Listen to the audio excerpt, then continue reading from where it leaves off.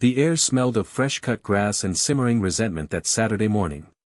My dad, a grizzled Vietnam vet with a limp and a heart too stubborn to quit, was out front, tinkering with his old Harley.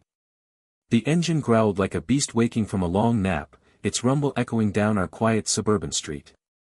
I watched from the porch, sipping coffee that had gone cold, my chest tight with the kind of pride you feel when you know someone's fought harder battles than you'll ever understand.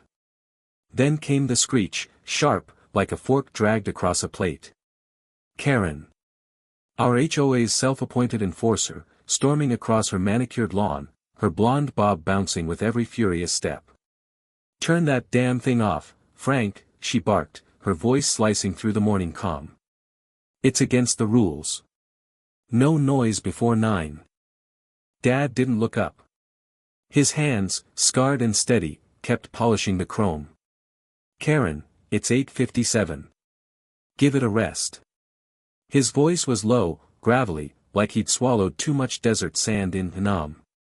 I could see the tension in his shoulders, the way his jaw tightened, but he wasn't about to let her win. Not today. Not ever. She didn't stop. Karen never stopped.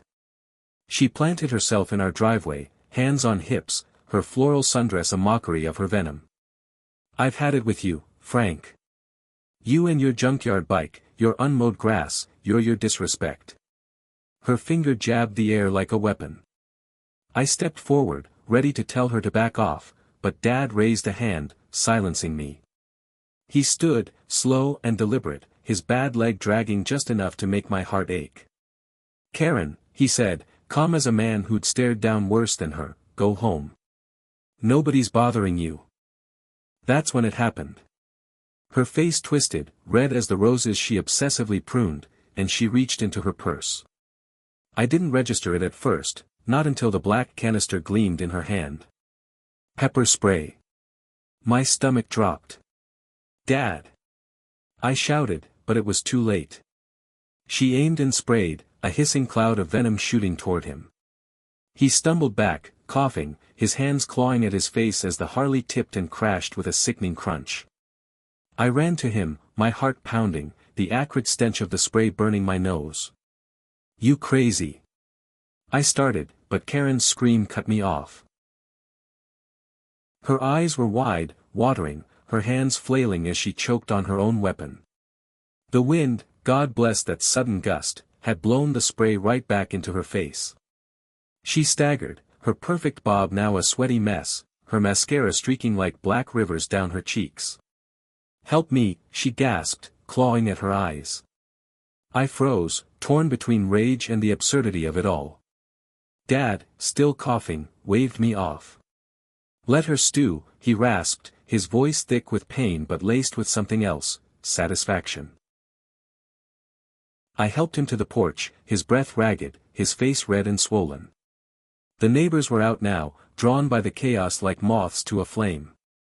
Old Mr. Jenkins, who'd lived here longer than anyone, shuffled over, his cane tapping the pavement. "What's she done now?" he muttered, squinting at Karen, who was still wailing, doubled over in her driveway. I didn't answer. My hands shook as I grabbed my phone, dialing 911. "My dad's been assaulted," I said, my voice trembling with fury. "Pepper spray." "Yeah, she's still here." The cops arrived in minutes, their sirens slicing through the suburban haze. Karen, now a sobbing mess, tried to spin her story. "He was threatening me," she cried, pointing at Dad, who sat on the porch steps, his eyes bloodshot but his posture unyielding. "That bike, it's a menace. He's a menace." The officer, a young guy with a buzz cut and a skeptical frown, didn't buy it. "Ma'am, you sprayed a 70-year-old veteran over a motorcycle?"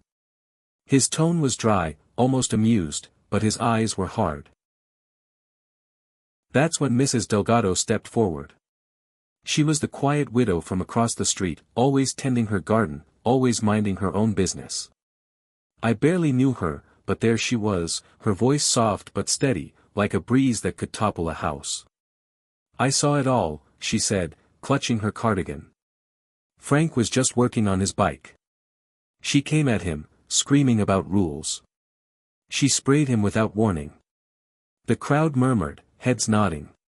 Karen's face drained of color, her mouth opening and closing like a fish gasping for air.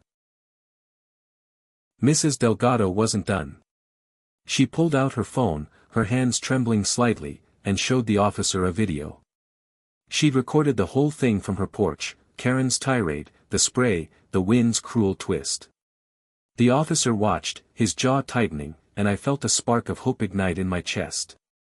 Dad squeezed my hand, his grip weak but warm. "Good neighbors," he whispered, his voice hoarse but proud. Karen was cuffed, her protests fading into pathetic whimpers as they led her to the squad car. The neighbors didn't cheer, they just watched, silent, their faces a mix of disgust and relief. I thought that was the end of it, but the real storm was brewing. By Monday, the video had spread. Mrs. Delgado's footage hit the local news, then X, then everywhere. HOA Karen pepper sprays veteran, trended for days, the comments a wildfire of outrage and dark humor. People sent Dad letters, care packages, even a new set of tools for his Harley. He read every one, his eyes misty, his usual stoicism cracking just enough for me to see the man beneath the scars. But it wasn't over. Karen's husband, a quiet guy who'd always seemed embarrassed by her, showed up at our door a week later. His name was Tom, and he looked like he hadn't slept in days. "I'm sorry," he said, his voice barely above a whisper. She's got issues. Control stuff." I tried to stop her, but he trailed off, his eyes fixed on the ground. I didn't know what to say. Part of me wanted to scream, to ask why he hadn't reined her in years ago. But the slump of his shoulders, the way his hands shook, he was drowning in her chaos too. Dad invited him in. Over coffee, Tom spilled it all, Karen's obsession with the homeowners association, her need to control every blade of grass, every mailbox, every life. She'd been unraveling for years, he said, ever since their son moved away and stopped calling. It wasn't an excuse, but it was a crack in the armor of the villain I'd built in my head.